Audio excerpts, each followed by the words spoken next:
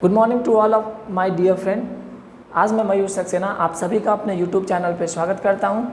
अभी नवरात्रि चल रहे हैं तो सभी मेरे भाई बंधु को नवरात्रि का बहुत सारी शुभकामनाएं। मैं उम्मीद करता हूं माता सभी को बहुत जल्दी सक्सेसफुल बनाए। तो आइए हम लोग जैसे कि जानते हैं कि हम लोग अभी डाइस पढ़ रहे थे। डाइस में हम लोगों ने केस नंबर सेकेंड तक क्लियर कर लिए थे। केस नंबर सेकेंड में हम लोग टाइप सेकेंड को भी कंप्लीट कर चुके थे। आज हम लोग केस नंबर सेकेंड के अंतर्गत हम लोग टाइप थर्ड को पढ़ने वाले हैं।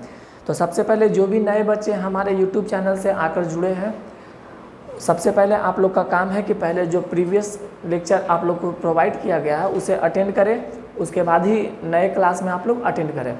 तो आइए माँ सरस्वती का नाम लेकर बिना टाइम को वेस्ट किए हम लोग क्या करते हैं, आगे के लेक्चर को स्टार्ट करते हैं। तो हमारा टॉपिक जो है अभी डाइस चल रहा है, हम लोग डाइस पढ़ रहे हैं।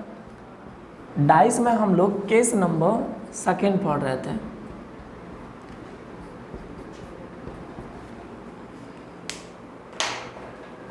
Case number second,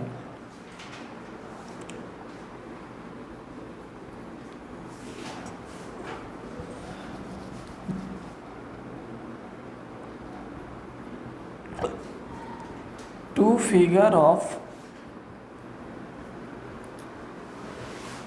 figure of same dice are given।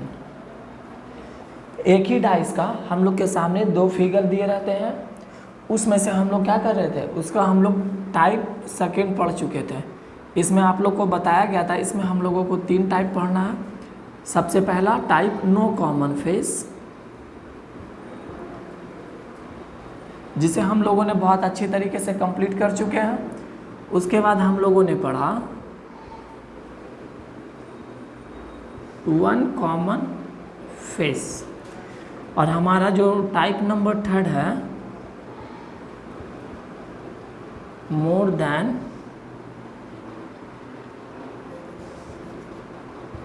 To common face, यानी कि एक डाइस का एक से ज़्यादा फिगर हम लोग को दिए रहेंगे, दो फिगर दिए रहेंगे, उसमें से एक से ज़्यादा फेस क्या होंगे, एक दूसरे से कॉमन होंगे। तो हम लोग अभी वन कॉमन फेस पढ़ रहे थे। अब इसके अंतर्गत हम लोग क्वेश्चन नंबर 6 तक कर चुके थे। अब हम लोग क्वेश्चन नंबर 7 देखते हैं।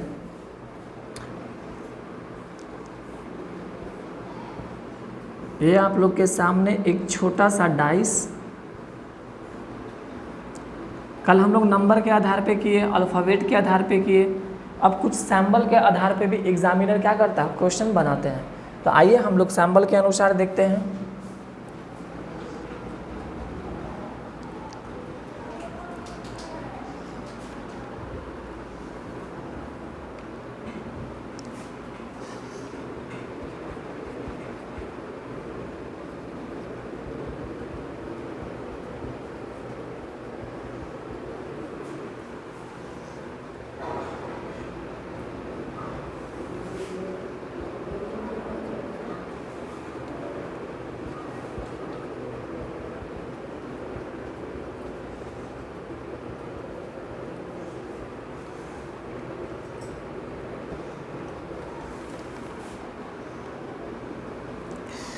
अब देखिए हमारे सामने एक क्वेश्चन है, हम लोग इसे कल कर चुके थे, लेकिन एक बार क्लैरिटी के लिए हम लोग क्या करते हैं, एक बार और देखते हैं। हमारे सामने दो डाइस दिए गए हैं, इन दो डाइस में हमारे सामने दो डाइस है, और साथ ही साथ हम लोग को ये भी दिया गया है if add a is opposite to percentage. अगर ये वाला जो साइड है परसेंटेज का अपोजिट है, तो what is the opposite side of dollar. तो हम लोग को बताना है कि बताइए जो डॉलर का साइन है इसके अपोजिट क्या होगा। तो कल जैसा कि आप लोग को बताया गया था कि अगर हम लोग को अपोजिट दिए जाए, जैसे कि यहाँ पे दिया गया है at the rate is opposite to percentage, तो देखिए क्या हम लोग को दिया गया है एट द रेट, जो हम लोग को दिए रहे हैं उसे क्या करना है, उसे लिखना है, और इसका जो अपोजिट सरफेस है उसके जस्ट नीचे लिखना है, जैसे यहाँ पे हम लोगों ने लिखा। उसके बाद फर्स्ट में जो आप लोग को दिया गया है यानी कि ए, यहाँ से हम लोग को क्लॉकवाइज चलना है, क्लॉकवाइज, यानी कि एट द रेट के बाद क्या है हैशटैग, उसके बाद डॉलर। अब देखिए क्या है, जब हम लोग को अपोजिट सरफेस दे दिए रहते हैं एग्जाम में, जैसे कि at the rate is opposite to percentage, यानी कि इसका अपोजिट सरफेस परसेंटेज दिया गया, इसका अपोजिट सरफेस परसेंटेज। तो जब अपोजिट सरफेस दे दिए जाते हैं तो हम लोग को क्लॉकवाइज नहीं, सेकेंड वाले डाइस में हम लोग को एंटी क्लॉकवाइज चलना है, एंटी क्लॉकवाइज, यानी क्लॉकवाइज घड़ी के अनुसार, एंटी क्लॉकवाइज घड़ी के जस्ट अपोजिट। उसके जब हम लोग अपोजिट चलेंगे तो देखिए यहाँ पे परसेंटेज है, परसेंटेज के बाद क्या है कॉपीराइट, उसके बाद क्या है ट्रायंगल। अब ये जो हमारे सामने बना है एक दूसरे का अपोजिट सरफेस हमारे सामने लिया गया है, यानी कि एट द रेट का अपोजिट सरफेस परसेंटेज, हैशटैग का अपोजिट सरफेस कॉपीराइट, डॉलर का अपोजिट सरफेस ट्रायंगल। हम लोग से पूछा क्या गया है डॉलर का अपोजिट, तो डॉलर का अपोजिट क्या है, डॉलर का अपोजिट जो है ट्रायंगल है। ये कंसेप्ट हम लोग कर चुके थे। साथ ही साथ कल के कंसेप्ट में ये भी बताया गया था कि अगर आपसे मान लीजिए अपोजिट सरफेस ना पूछकर आपसे अगर नियरेस्ट सरफेस पूछ लिए जाए तो वो भी हम लोग क्या कर सकते हैं, निकाल सकते हैं। जैसे कि यहाँ पे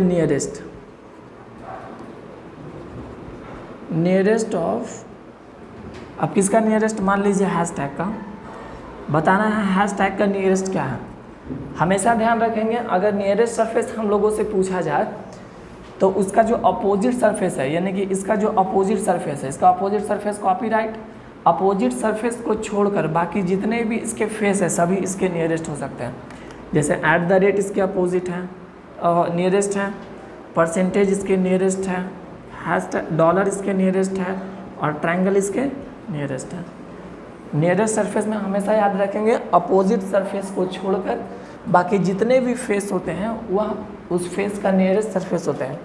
जैसा कि डाइस में आप लोग देखते हैं अगर एक साइड फेस अगर 4 है तो उसके जस्ट अपोजिट फेस क्या होते हैं 3, और बाकी उसका नियरेस्ट फेस 2, 5, 6, 4 इस तरह से रहते हैं। तो जो अपोजिट सरफेस है वह कभी भी नियरेस्ट सरफेस नहीं हो सकते हैं। Is that clear? अगर किसी भी बच्चे को कोई भी डाउट अगर हो तो आप लोग कमेंट बॉक्स में कमेंट कर सकते हैं, बहुत जल्द आप लोग को जवाब पहुंचाया जाएगा। और साथ ही साथ मेरे साथ ही आप लोग क्या करें, अपने अपने कॉपी में नोट डाउन करते रहें। क्लास अटेंड करने से पहले कॉपी, नोटबुक, पेन वगैरह लेकर बैठे और साथ ही अपने कॉपी में अच्छे हैंड राइटिंग के साथ क्या करते रहें, नोट डाउन करते रहें। अब देखते हैं, यहाँ तक नॉर्मल था कि हम लोगों से जो क्वेश्चन अपोजिट पूछे गए तो उसका अपोजिट हम लोग को उसी फॉर्म में रहते हैं। लेकिन अब आगे वाले जो क्वेश्चन आप लोग के सामने आने वाले हैं उसमें उस तरह से नहीं रहेंगे। जैसे कि आपका अपोजिट सरफेस जो होगा वो तो आपको निकालना पड़ेगा, लेकिन हम लोग को डाइस के फॉर्म में ऑप्शन भी दे रहेंगे। अब उसमें से हम लोग को एलिमिनेट करना होता है कौन सा डाइस हमारा परफेक्ट होगा।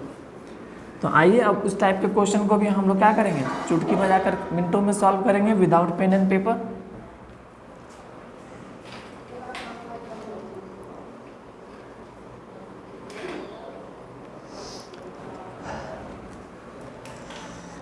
क्वेश्चन नंबर 8,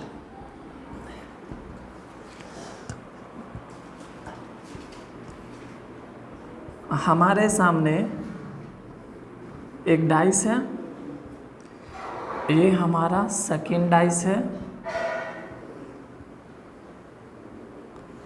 फिगर में थोड़ा प्रॉब्लम हो सकता है। ये हमारा सेकेंड डाइस, यहाँ पे 1 2 6 2 3 4। अब देखिए ऑप्शन किस तरह से बनाए रहेंगे।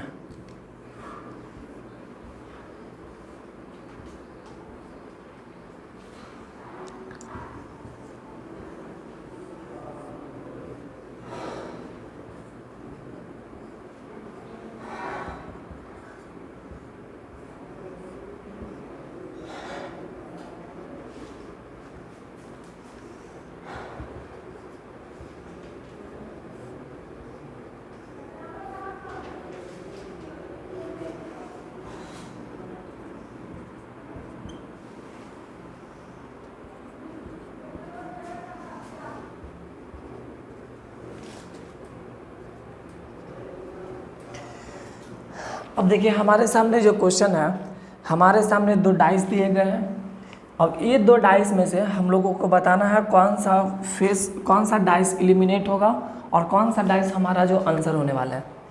तो इस टाइप के क्वेश्चन में सबसे पहले देखिए क्या करना हम लोग को, सबसे पहले आप दोनों डाइस को देखिए, एनालिसिस कीजिए डाइस में क्या कोई कॉमन फेस है, नो कॉमन फेस है, more than one common face है। तो जहाँ तक हम देख पा रहे हैं कि दो यहाँ पे भी हैं, दोनों में दो कॉमन है, दोनों डाइस में दो जो है दो वाला फेस कॉमन है, यानी वन कॉमन डाइस का यह क्वेश्चन है। जब वन कॉमन डाइस का क्वेश्चन रहता है तो आप लोग को बताया गया है कि जो फेस कॉमन रहे वह फेस को आमने सामने लिखे, उसके बाद वहाँ से क्या करना, क्लॉकवाइज चलना है। 2 के बाद 6, 6 के बाद 1। जिस डाइस का आप लिख रहे हैं एकदम line by line straight line में, उसी डाइस का पहले लिखना है, और उसके जस्ट नीचे सेकेंड वाले डाइस का, यहाँ कॉमन क्या है 2, जो फेस कॉमन रहे वहाँ से क्लॉकवाइज। 2 के बाद 3, 3 के बाद 4।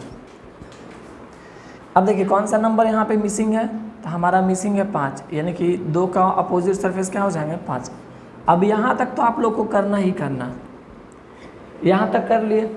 अब हमारा आंसर तो इस फॉर्म में नहीं है कि किसी का अपोजिट सरफेस हम लोगों से पूछे गए हैं कि बताइए 2 का अपोजिट क्या है, 1 का अपोजिट क्या है, 3 का अपोजिट क्या है। इस तरह से तो क्वेश्चन हम लोग से पूछा नहीं गया, हम लोग से क्वेश्चन डाइस के फॉर्म में पूछे गए, इसमें से एलिमिनेट करना है कौन सा आंसर होने वाला है, कौन सा आंसर नहीं।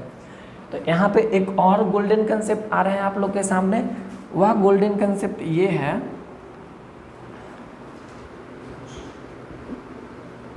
To opposite surface,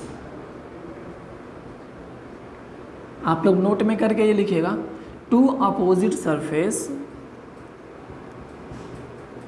can not B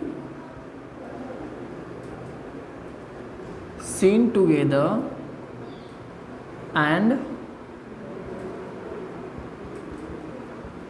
can't be hidden together। किसी भी डाइस का उसके अपोजिट सरफेस ना तो एक साथ आप लोग को दिख सकते हैं और ना ही एक साथ क्या हो सकते हैं, छिप सकते हैं। बस यही एक छोटा सा कंसेप्ट के अनुसार हम लोग क्या कर सकते हैं, कितना भी डाइस का कितना बड़ा भी क्वेश्चन रहेगा हम लोग क्या करेंगे, चुटकी बजाते हुए सॉल्व करेंगे विदाउट पेन एंड पेपर। यही तो कला है मयूर सर का, जो आप लोग को सीखना है। Two opposite surface can't be seen together, यानी कि किसी भी डाइस के दो अपोजिट सरफेस कभी भी एक साथ दिख नहीं सकते, and can't be hidden together, और ना ही एक साथ कभी छिप सकते हैं। जैसे कि देखिए 2 का अपोजिट सरफेस 5, अब ये दोनों सरफेस में से कोई ना कोई एक सरफेस जरूर आपको डाइस में दिखेगा, जिसमें 2, 5 एक साथ दिख गया वह डाइस एलिमिनेट। उसी तरीके से 6 और 5 एक दूसरे के अपोजिट सरफेस हैं, इन दोनों सरफेस में से कोई एक ना एक सरफेस आप लोग को जरूर दिखना चाहिए डाइस में, अगर नहीं दिखे तो वह भी क्या है, एलिमिनेट। इसी तरीके से 1 और 4 में ये दोनों अपोजिट सरफेस है, ये दोनों में से भी कोई ना एक सरफेस क्या होना चाहिए, डाइस में दिखना चाहिए। चलिए पहला वाला देखते हैं, 2 और 5, 2 का अपोजिट 5 है, 2 और 5, क्या कभी 2 अपोजिट सरफेस साथ में दिख सकते हैं, नहीं दिख सकते, पहला एलिमिनेट। ऑप्शन नंबर सेकेंड में देखिए 6 का अपोजिट सरफेस 3, यानी 3 और 6, क्या किसी भी डाइस का 2 अपोजिट सरफेस साथ में दिख सकते हैं, नहीं दिख सकते हैं, ये ऑप्शन भी एलिमिनेट। ऑप्शन नंबर थर्ड में देखते हैं 1 और 4, 1 और 4 एक दूसरे के अपोजिट सरफेस हैं, क्या अपोजिट सरफेस एक साथ कभी दिख सकते हैं, opposite surface can't be seen together, opposite surface ना तो साथ में दिख सकते हैं और ना ही साथ में छिप सकते हैं, ये ऑप्शन भी हमारा एलिमिनेट। अब बचा क्या, डी। इसमें भी देखिए 3, 4, 5, एक हमारा देखिए 3 है, एक हमारा 4 है, एक हमारा 5 है, इसमें से तीनों अलग अलग फेस हैं और इसका अपोजिट सरफेस देखिए तीनों का तीनों छिपा हुआ है ना, एक एक फेस हम लोग को सीन है, एक एक फेस क्या है, छिपे हुए हैं। तो इस कंसेप्ट के अनुसार हम लोग डाइस से डाइस को क्या कर सकते हैं, एलिमिनेट कर सकते हैं। बस एक छोटा सा कंसेप्ट हम लोग को याद रखना है, two opposite surface can't be seen together and can't be hidden together. किसी भी डाइस के 2 अपोजिट सरफेस ना ही एक साथ कभी दिख सकते हैं और ना ही एक साथ कभी छिप सकते हैं, जैसा कि आप लोग के सामने अभी दिख रहा होगा। तो जल्दी से अपना कॉपी में नोट डाउन करिए, और ये जो ब्लू कलर के यहाँ पे अथी बना है, ट्रायंगल बनाकर रेक्टेंगल बना के यहाँ पे जो नोट किया गया है, आप लोग भी अपने कॉपी में क्या करें, नोट करके लिख लें। अब चलिए इस पे एक और सवाल लेते हैं, ताकि जो भी अब मन में थोड़ा बड़ा डाउट होगा वो भी क्लियर हो जाएंगे। इतना आप लोग क्या करें, पहले नोट डाउन करें, थोड़ा रफ्तार बढ़ाइए आप लोग।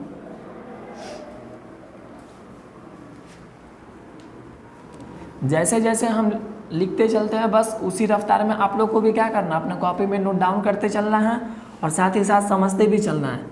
रीजनिंग एक ऐसा सब्जेक्ट है जिसे आप ना तो रट कर सीख सकते हैं ना ही याद करके सीख सकते हैं। रीजनिंग को जितना समझिएगा, जितना प्रैक्टिस कीजिएगा, उतने अच्छे से आपको क्लियर रहेंगे एग्जाम में, उतना अच्छे से आप अप्रोच लगा के क्या कर सकते हैं।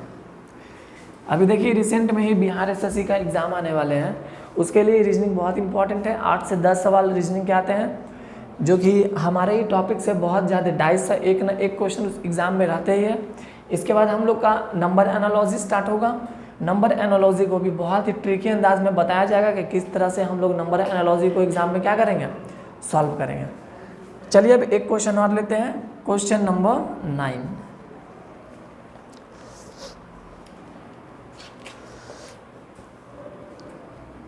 अब हम लोग लेते हैं अल्फ़ाबेट पे, ये हमारा नंबर पे थे।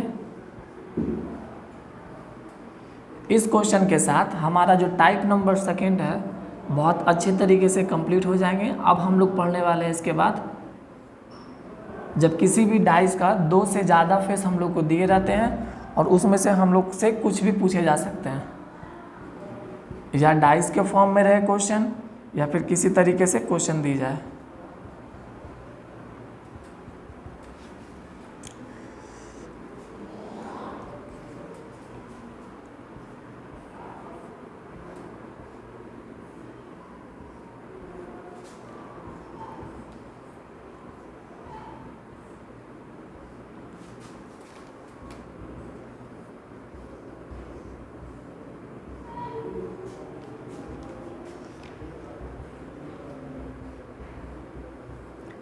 इस टाइप के जितने भी सवाल रहते हैं उसको सॉल्व करने के लिए बस एक छोटा सा ही कंसेप्ट आप लोग को याद करना है कि अपोजिट सरफेस ना तो एक साथ छिप सकते हैं और ना ही एक साथ कभी दिख सकते हैं।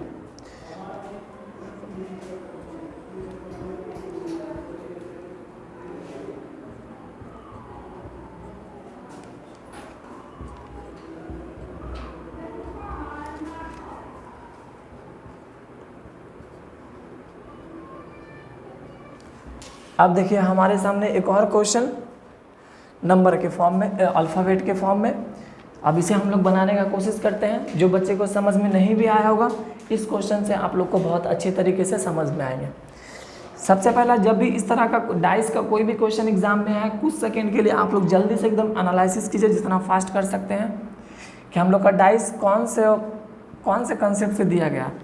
तो इसमें हम देख पा रहे हैं कि दोनों में ए कॉमन है, दिख रहा है आप लोग को, दोनों डाइस में एक फेस कॉमन है ना जी।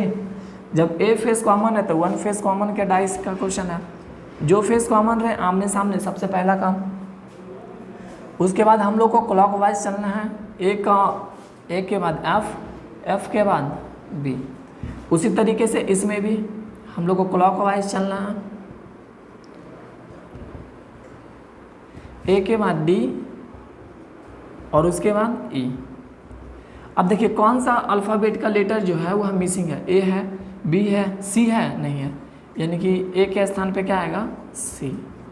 अब ये हमारा सभी का अपोजिट सरफेस निकल गया। सबसे पहले तो हम लोग को यही निकालना है कि कौन किसका अपोजिट सरफेस है। जैसे कि यहाँ पे आप लोग को दिख रहा है ए का अपोजिट सी, एफ का अपोजिट डी, बी का अपोजिट ई, सभी का हम लोगों ने अपोजिट सरफेस निकाल लिया। अपोजिट सरफेस निकाल लेने के बाद बस माइंड में एक ही कंसेप्ट लगाना है। जब हम लोग के पास ऑप्शन जो है वह डाइस के फॉर्म में दिए रहे, अलग अलग डाइस में अलग अलग फेस आप लोगों को क्या किए जाएंगे, दिखाए जाएंगे। तो कंसेप्ट क्या है, अपोजिट सरफेस ना तो एक साथ कभी दिख सकते हैं और ना एक साथ कभी छिप सकते हैं। अब देखते हैं हम अब ऑप्शन के अनुसार, ए का अपोजिट सरफेस सी है, क्या एक साथ ये फेस कभी दिख सकते हैं, अपोजिट सरफेस कभी भी एक साथ नहीं दिख सकते। हमारा ऑप्शन नंबर फर्स्ट जो है एलिमिनेट। ऑप्शन नंबर सेकेंड में देखिए सी, बी है, बी है, बी के बाद क्या है, बी है, ठीक है, बी है, सी है, सी है, ठीक है, एफ है, एफ है। अब देखिए ये है, ये है, ये है, ये हमारा ऑप्शन हो सकता है। आगे देखिए क्या डी और एफ, डी एफ कभी हो सकते हैं? अपोजिट सरफेस कभी साथ में दिख सकते हैं? कभी नहीं दिख सकते। अपोजिट सरफेस ना तो साथ में दिख सकते हैं, ना ही साथ में छिप सकते हैं। ये वाला देखते हैं, बी और ई। देखिए बी और ई साथ में, क्या अपोजिट सरफेस साथ में कभी दिख सकते हैं? एकदम नहीं दिख सकते। तो हमारा ऑप्शन क्या हो जाएगा? सेकेंड। एक फेस बी, एक फेस सी और एक फेस एफ, यानी कि तीनों फेस का अलग अलग एक ना एक फेस क्या है यहाँ पे दिए गए हैं। तो मैं उम्मीद करता हूँ इस टाइप के सवाल आप लोग एग्जाम में अगर आएंगे तो आप लोग से छूटेंगे नहीं। विदाउट पेन एंड पेपर का आप लोग ये सवाल को क्या कर सकते हैं? चुटकी बजाकर कर सकते हैं। इसी के साथ हमारा जो ये टाइप है, टाइप नंबर 2, बहुत ही अच्छे तरीके से कंप्लीट होते हैं। अब हम लोग पढ़ने वाले हैं इसका टाइप नंबर 3।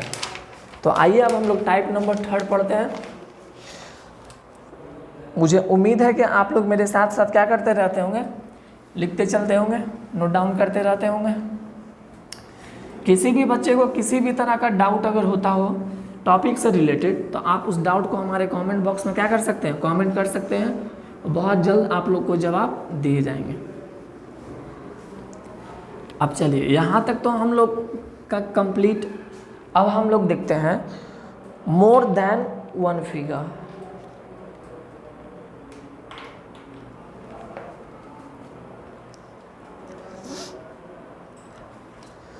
Trick number 3।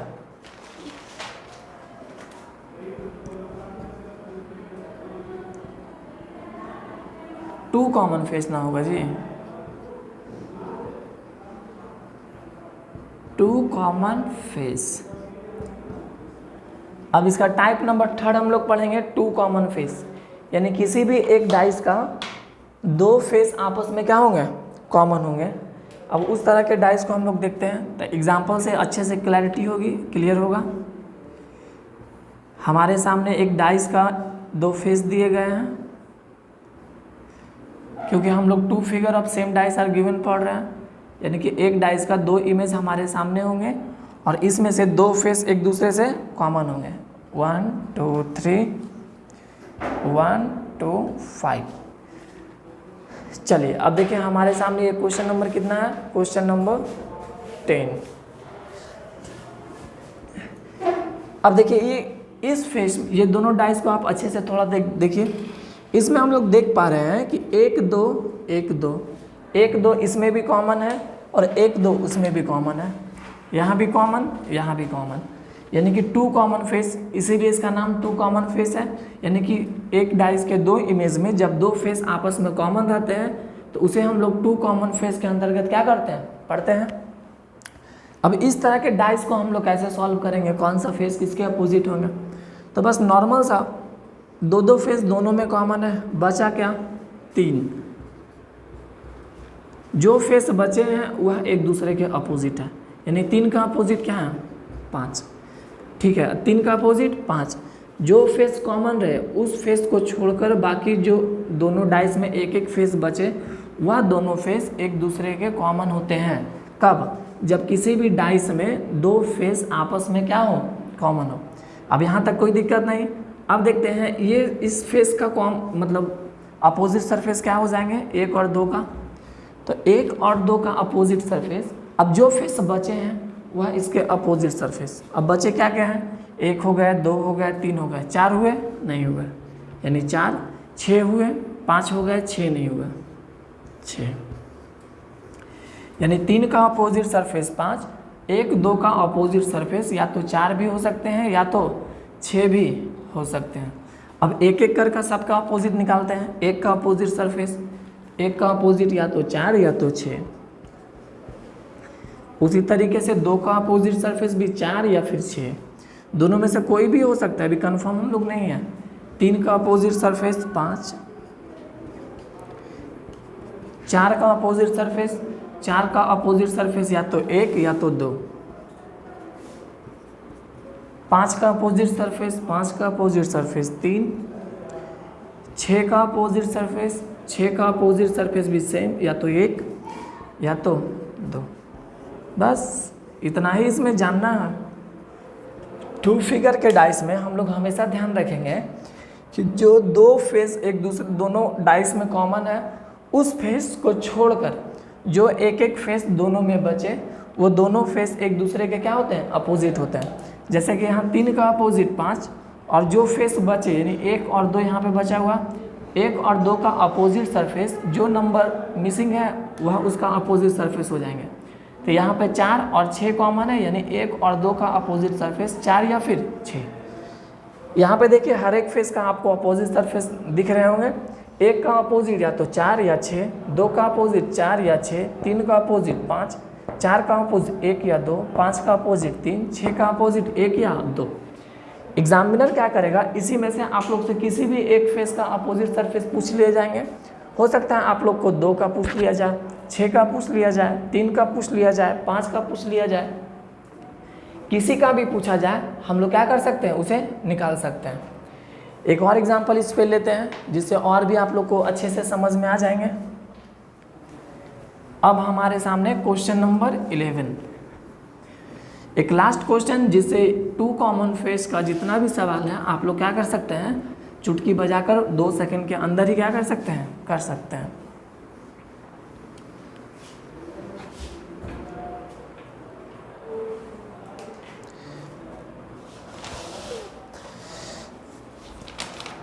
अब हमारे सामने आ रहे हैं क्वेश्चन नंबर 11।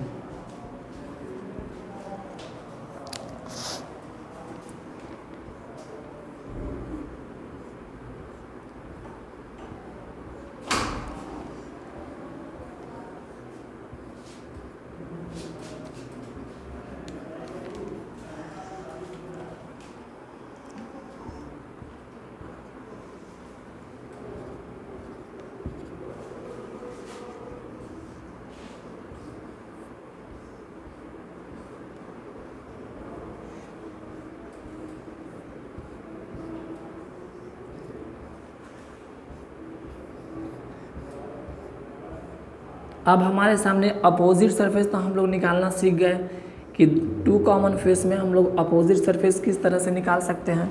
लेकिन एग्जामिनर अब बहुत तेज़ हो गया है, वो अपोजिट सरफेस निकालने के लिए पूछते ही है, लेकिन उसके अलावा वह डाइस के फॉर्म में भी क्या करते हैं, क्वेश्चन को पूछते हैं।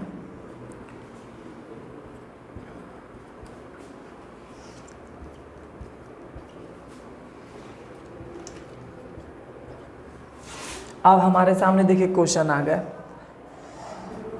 2 डाइस दिए गए हम लोग के सामने। इन दोनों डाइस में आप लोग को बताना है कि बताइए कौन सा डाइस इसमें से इसका आंसर होने वाला है और कौन सा डाइस इसका आंसर नहीं होने वाले हैं, यानी कि कौन सा डाइस एलिमिनेट होगा, कौन सा डाइस इसका आंसर होगा। तो सबसे पहला, जब भी डाइस का क्वेश्चन आए सबसे पहले तो आप लोग को अपोजिट सरफेस निकालना ही निकालना, क्योंकि अपोजिट सरफेस निकालेंगे तभी हम लोग क्या कर सकते हैं, डाइस को एलिमिनेट कर सकते हैं। तो आइए अब हम लोग देखते हैं। तो हम लोग देख रहे हैं कि 2 फेस इसमें भी कॉमन, 2 फेस इसमें भी कॉमन दिख रहा ना, दोनों डाइस में 2-2 फेस कॉमन है। जब 2-2 फेस कॉमन है तो नॉर्मल जो फेस बचे हुआ है एक दूसरे के अपोजिट, यानी 1 का अपोजिट सरफेस 4 और 2 और 3, ये दोनों साथ में रखना है, 2 और 3, इसका अपोजिट सरफेस या तो 5 हो सकते हैं या तो 6, यानी कि जो नंबर मिसिंग है इसके अलावा। देखिए 1 हो गया, 2 हो गया, 3 हो गया, 4 हो गया, बचा क्या, 5 और 6, यानी कि 2, 3 का अपोजिट या तो 5 या तो 6 हो सकता है। 2 का अपोजिट या तो 5 हो या फिर 6 हो, 3 का अपोजिट या तो 5 हो या तो 6 हो, यानी इन दोनों में से एक एक अपोजिट सरफेस है। हो सकता है एक्सचेंज रहे, इंटरचेंज रहे, इसका भी अपोजिट सरफेस इंटरचेंज रहे। अब हम लोग ऑप्शन से देखते हैं डाइस में, हम लोग को बस ट्रिक सेम याद रखना है कि अपोजिट सरफेस कभी भी ना तो साथ में छिप सकते हैं और ना ही साथ में कभी दिख सकते हैं। अब देखते हैं, सबसे पहला 1 4 2, 1 4 ये अपोजिट सरफेस है, 1 और 4, 1 4 अपोजिट सरफेस कभी भी साथ में दिख नहीं सकते। सबसे पहला तो वो हमारा एलिमिनेट। सेकेंड वाले देखिए 2 3 5, 2 3 5, चलिए 2 3 5 मान लिए। ये जो अपोजिट सरफेस है, क्या अपोजिट सरफेस साथ में छिप सकते हैं? अभी बताया गया ना कि अपोजिट सरफेस ना तो साथ में दिख सकते हैं ना ही साथ में छिप सकते हैं। 1 4 एक दूसरे के अपोजिट है, यहाँ ना तो 1 है ना तो 4 है, ऑप्शन ये भी एलिमिनेट।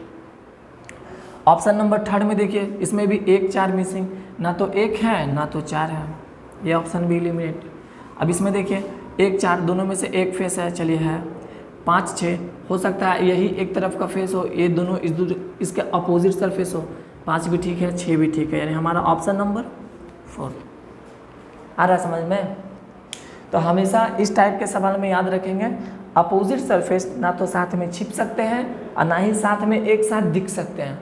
इसी के अनुसार हम लोग क्या करेंगे, क्वेश्चन को एलिमिनेट करेंगे। तो इसी कंसेप्ट के साथ हमारा जो rule number case number second है वह पूर्णतः समाप्त होते हैं। अब हम लोग केस नंबर थर्ड को क्या करने वाले हैं, पढ़ने वाले हैं। यानी कि when more than 2 position of a single dice are given, यानी एक ही डाइस का 2 से ज़्यादा पोजीशन हम लोग के सामने दिए रहेंगे और उसमें से हम लोग को अपोजिट सरफेस या फिर नियरेस्ट सरफेस या फिर डाइस के फॉर्म में दिए रहेंगे, उसमें से क्या करना रहेगा, आंसर पिक करना रहेगा। तो आइए अब हम लोग बिना टाइम को वेस्ट किए केस नंबर थर्ड को पढ़ते हैं। सबसे पहला बात मैं आप लोग सबसे बताना चाहता हूँ कि अगर कोई बच्चा ऐसा भी है जो आज तक कभी रीजनिंग कभी पढ़े नहीं है, तो बस जिस भी टीचर से आप लोग पढ़ते हैं, अगर मेरे क्लास में है तो मेरे क्लास से ही, अगर किसी और टीचर से पढ़ते हैं अपने टीचर पे भरोसा कीजिए। जो भी टीचर है, क्योंकि आज के जनरेशन में हर एक टीचर अपने अपने जगह पे बहुत अच्छे हैं, बहुत अच्छे कंटेंट तैयार करके रखे हुए हैं, बहुत अच्छे से पढ़ाते हैं, सबके पढ़ाने का स्किल बहुत अच्छा है, कुछ टीचर के पास बहुत सारा एक्सपीरियंस भी है। तो हमेशा अपने टीचर पे बिलीव रखिए, अपने आप पे ट्रस्ट कीजिए और क्या करें, एकदम शांति से आप लोग पहले सिलेबस कंप्लीट करें, उसके बाद 5 ईयर का प्रीवियस ईयर क्वेश्चन को एकदम अच्छे तरीके से उसको बना लें और एग्ज़ाम से पहले 100 मॉक टेस्ट तो कंफर्म आप लोग दे के जाए। मॉक टेस्ट एक ऐसा सोर्स है जो आप लोग को यह कंफर्म कर देगा कि आपका टाइम, आपका प्रिपरेशन अभी कहाँ तक है। तो इसीलिए हमेशा किसी भी एग्ज़ाम का तैयारी करने से पहले 100 मॉक टेस्ट आप लोग तैयार करके जाएं, उसके बाद किसी भी एग्ज़ाम में आप लोग जाइएगा, एग्ज़ाम को फोड़ कर आ जाइएगा। तो आइए अब हम लोग देखते हैं केस नंबर थर्ड। अब केस नंबर थर्ड क्या है,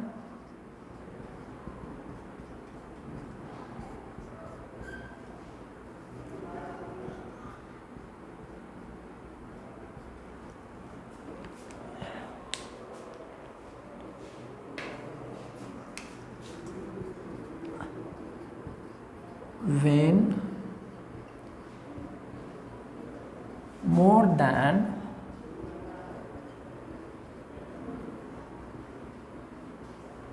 2 position of single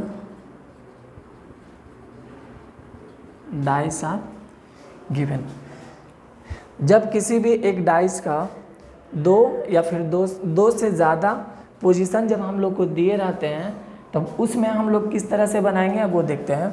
जैसे एग्जांपल के तौर पे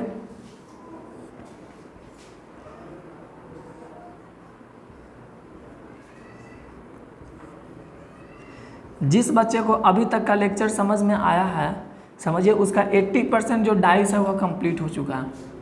अब वह कोई भी डाइस का कितना बड़ा भी सवाल, कितना छोटा भी सवाल एकदम आसानी से क्या कर सकते हो, वो बना सकता है।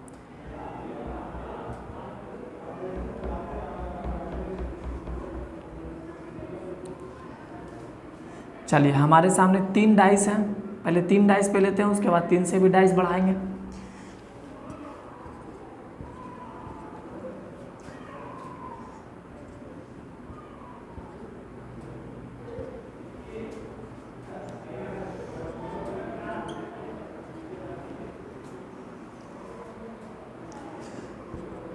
हम लोग को बताना है अपोजिट टू 3 का अपोजिट बताना हम लोग को। हमारे सामने 2 से ज़्यादा डाइस दिए गए हैं, उसका अलग अलग पोजीशन को हम लोग के सामने दिखाया गया और 3 का अपोजिट सरफेस पूछे गए। तो इस टाइप का केस में हम लोग पढ़ चुके हैं पहले ही, बस नॉलेज का कमी था। कोई भी 2 डाइस को पिक कीजिए जिसमें 1 कॉमन फेस वाला रूल लागू हो जाए। इसमें देखिए 3 4 2 1 2 4, इसमें 2 फेस कॉमन है। इससे अगर हम लोग लेते हैं तो इससे हमारा एक का अपोजिट तो पता चल जाएगा, बाकी का पता नहीं चल पाएगा। अब ये दोनों में देखते हैं 3 4 2 3 5 6, एक फेस यहाँ कॉमन, एक फेस यहाँ कॉमन।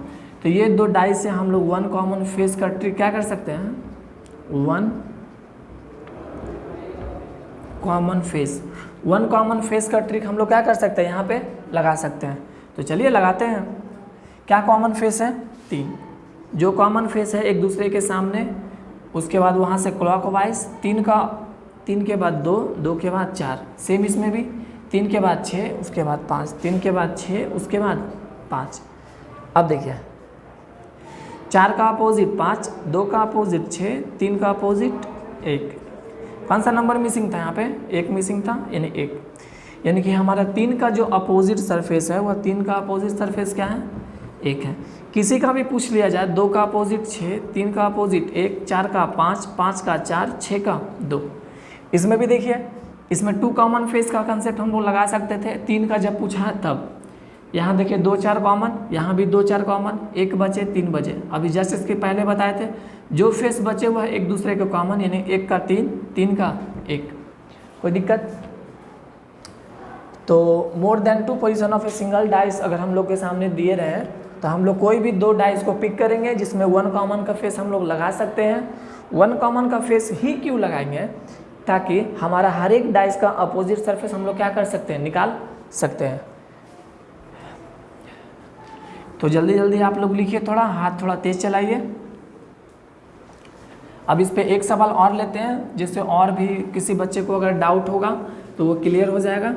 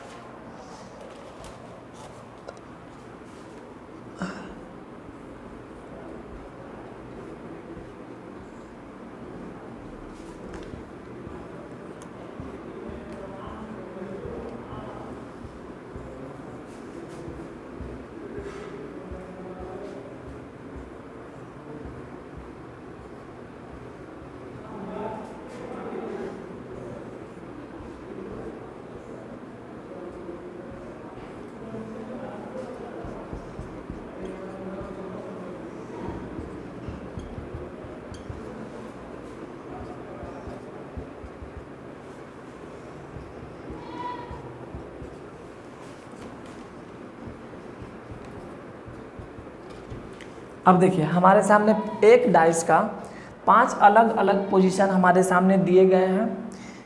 कोई भी एक डाइस है, इसका एक पोजीशन ये, सेकंड पोजीशन ये, थर्ड पोजीशन ये, फोर्थ पोजीशन ये और फिफ्थ पोजीशन ये। सेम डाइस का 5 पोजीशन हमारे सामने दिए गए हैं और हम लोग को बताना है कि बताइए ए का अपोजिट, बी का अपोजिट, सी का अपोजिट, डी का अपोजिट, ई का अपोजिट और एफ का अपोजिट क्या होगा। सबसे पहले अपोजिट सरफेस देखते हैं। कोई भी 2 जितना डाइस हम लोग के सामने रहेगा हम लोग को सवाल को बनाने के लिए उतना ही आसान होगा। डाइस हम लोग को कितना भी दे दे, 50 दे दे, 100 दे दे, 1000 दे दे, 2 दे दे, 5 दे दे, हम लोग को बस एक ही चीज़ माइंड में रखना है, 2 डाइस ऐसा पिक कीजिए जिसमें 1 कॉमन फेस का हम लोग कंसेप्ट लगा सकते हैं। तो चलिए कोई भी डाइस कहीं से भी, क्या ये दोनों में कोई कॉमन फेस है, तो ये दोनों में तो कोई कॉमन फेस नहीं है। क्या ये दोनों में कोई कॉमन फेस है, तो हाँ सर इसमें है। सी इसमें भी है, सी इसमें भी है। हम ये दोनों से भी रिलेट करके निकाल सकते हैं। इसमें और इसमें देखिए 2 कॉमन फेस का कंसेप्ट नहीं, हमको 1 कॉमन का चाहिए। ये दोनों में, हाँ ये दोनों में भी है। यहाँ पे देखिए ए कॉमन है, यहाँ पे भी ए कॉमन है। या तो हम इससे भी निकाल सकते हैं, इससे भी निकाल सकते हैं, या तो हम इससे भी निकाल सकते हैं। यहाँ पे देखिए क्या कॉमन है, डी यहाँ पे भी कॉमन है, डी यहाँ पे भी कॉमन है। क्या इससे निकाल सकते हैं, हाँ इससे भी निकाल सकते हैं। इसमें भी देखिए डी कॉमन है, यहाँ भी डी कॉमन है। कहीं से भी कोई भी बस 2 डाइस को आप लोग को पिक करना है जिसमें 1 कॉमन फेस का कंसेप्ट लगा सकते हैं। तो किसी से भी लगाते हैं, तो आइए इसी से लगाते हैं। किससे लगा लें, किसी से भी लगाएंगे तो आंसर आ जाएगा। तो चलिए हम लोग इससे लगाते हैं। ये दोनों डाइस है, ये दोनों डाइस में क्या कॉमन फेस है, कॉमन फेस हमारा डी है। जो कॉमन फेस रहे एक दूसरे के जस्ट सामने लिखिए। अब कॉमन फेस में क्या हम बताए थे, उस कॉमन फेस से हम लोग को क्लॉकवाइज चलना है। डी के बाद ई के बाद एफ, डी के बाद हमारा ई के बाद हमारा एफ। अब इसमें भी डी कॉमन है, डी से क्लॉकवाइज, डी के बाद ए और उसके बाद सी, डी के बाद ए उसके बाद सी। अब डी तो एक दूसरे का अपोजिट हो नहीं सकते, कौन सा लेटर मिसिंग है? ए है, बी है हमारा नहीं है, यानी कि डी का जो अपोजिट सरफेस है बी है। अब कितना बच्चा को यकीन ना होगा, ना सर ऐसे ही फेंक रहे हैं, तो ये फेंकना भी नहीं है, चेक कर लेते हैं। अब ये डाइस से चेक कर लिए, अब चलिए हम ये डाइस से चेक कर लेते हैं ये साइड। इस दोनों में कौन सा फेस कॉमन है? हमारा फेस सी कॉमन है ना जी, सी यहाँ पे भी, सी यहाँ पे भी। जो फेस कॉमन रहे वहाँ से क्लॉकवाइज, सी के बाद ए के बाद बी, सी के बाद ए के बाद बी। उसी तरीके से इसमें सी से क्लॉकवाइज, सी के बाद ई उसके बाद डी, सी के बाद ई उसके बाद डी। कौन सा लेटर मिसिंग है? हमारा एफ मिसिंग है। अब क्या दोनों डाइस मिलाइए, क्या बी का अपोजिट डी है? बी का अपोजिट डी है। ए का अपोजिट ई है, ए का अपोजिट ई है। सी का अपोजिट एफ है, सी का अपोजिट एफ है। अब किसी का भी पूछ ले, ए का अपोजिट ई, बी का अपोजिट डी, सी का अपोजिट एफ, डी का अपोजिट बी, ई का अपोजिट ए, एफ का opposite C. Is that clear? कहीं से भी हम लोग किसी भी डाइस से हम लोग क्या कर सकते हैं? कंपेयर करके बना सकते हैं। तो इसी के साथ हम लोग को क्वेश्चन नंबर 3 भी बहुत अच्छी तरीके से कंप्लीट होते हैं। तो आज के लिए बस इतना ही, बाकी का जो क्लास है इसी पे 1-2 एग्जाम्पल और लेके समझाया जाएगा कल के लेक्चर में। तो आज के लिए बस इतना ही। आप लोग से रिक्वेस्ट है कि जो भी बच्चे आपके नज़र में कम्पिटिटिव एग्ज़ाम का तैयारी करते हैं, फाइनेंशियल तौर पे बहुत ज़्यादा कमज़ोर है, उनके पास हमारा कंटेंट जो हमारे द्वारा प्रोवाइड किया जा रहा है उनके पास पहुंचाएं, हेल्प करें, जहां तक हो सके हेल्प करें। विद्या एक ऐसा चीज़ है जिसे बांटने से कभी कम नहीं होता है, उतना ज़्यादा बढ़ती है। तो कभी भी सेल्फिश नहीं होना चाहिए इंसान को, हमेशा एक दूसरे से शेयर करके पढ़िए, रूम पार्टनर के साथ, फ्रेंड के साथ, भाई बहन के साथ, या फिर टीचर से ही पूछना पड़े, टीचर के साथ, सभी के साथ क्या रहना चाहिए? मिलजुल के रहना चाहिए। तो चलिए आज के लेक्चर को समाप्त करते हैं। अपना ख्याल रखिए, तब तक के लिए bye, good bye, take care of you all. जय हिंद, जय भारत।